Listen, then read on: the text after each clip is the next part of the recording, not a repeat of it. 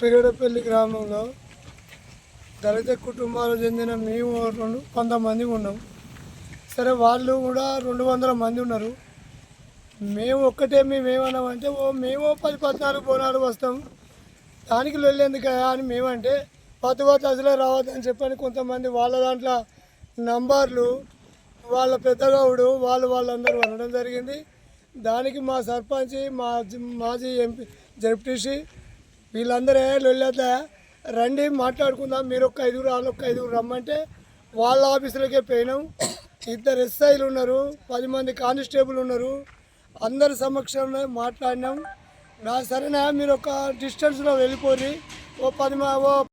వీళ్ళు చెప్పడం జరిగింది. అందరు వాళ్ళ నాయకులు ఉన్నారు, మేము ఉన్నాం. తర్వాత ఇంకేందా మరి పోదామనే ఉద్దేశంతో మళ్ళా మేము అందరం బోనాలు మాయో 10-14 తయారైనాయి. వాళ్ళు వేయినాక 100 గజాలు వేయినాకనే మా వాళ్ళు బయలుదేరినా కానీ అక్కడికి వేయినాక మీరు ఎవరితే మా గుడికాడికి వచ్చడానికి మీదేమున్నదే, మీరు గుడిని అపవిత్రం చేస్తారే, మీరు లంజలాల మీరు అని గేటు పెట్టి 11:30 వేల బోనాలను 5:30 దాకా నిలుచుండబెట్టి మహిళలను అతి ఘోరంగా హింసించి అతి ఘోరంగా తిట్టి దుర్భాషలు ఆడి ఎల్లగొడితే పాపం వాళ్ళు ఏడ్చుకుంటూ వచ్చి రోడ్డు మీద ఇక్కడ ధర్నా చేయడం జరిగింది. చేస్తే స్థానిక మా డీసీపీ గారు వచ్చిర్రు, అందరు వచ్చి మాకు హామీ ఇవ్వడం జరిగింది. మీకు సరైన న్యాయం చేస్తాం, మీకు ఎస్సీ కింద మీకు కేసు ఫిలప్ చేస్తాం, మీరు ఖచ్చితంగా చేస్తాం, మీదికే న్యాయం ఉన్నది, మీదికే అంతున్నదని మా ఎస్ఐ గారు, పొత్తుకపల్లి ఎస్ఐ గారు, డీజీపీ గారు వీళ్ళందరూ అనడం జరిగింది. దానివల్లనే మేము దాన్ని విరమించినాం, మేము కేసు పుటప్ చేసినాం.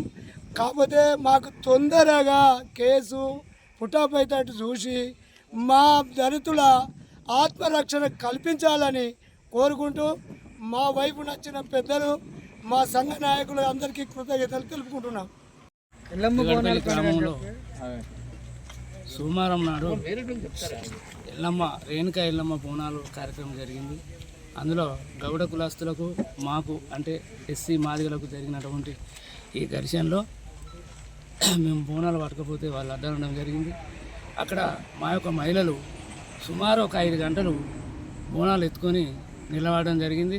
అయినా కూడా ఒక గౌడ కులస్తుల మహిళలు ప్లస్ వాళ్ళకు సంబంధించిన భర్తలు కూడా మమ్మల్ని హీనంగా చూసి తిట్టడం, లంజలాల మీకేం హక్కున్నది, ఇక్కడ మీకు అవసరం ఉన్నదని మీరు ఇక్కడికి వచ్చి బోనాలు ఎత్తుకుని వచ్చారని ఎన్నో విధాలా మమ్మల్ని ఇబ్బంది పెట్టి ఎన్నో విధాలుగా అనాథాన్ని మాటలని మమ్మల్ని ఆ కార్యక్రమాన్ని కొనసాగించకుండా మమ్మల్ని ఆడికెళ్ళి తిరిగి మమ్మల్ని దేవస్థానం లోపల పోనీయకుండా చేస్తే మేము ఆడికెళ్ళి వచ్చి ధర్నా చేసి ఈ యొక్క కార్యక్రమంలో మీరు అందరూ వచ్చినందుకు మాకు సంతోషం.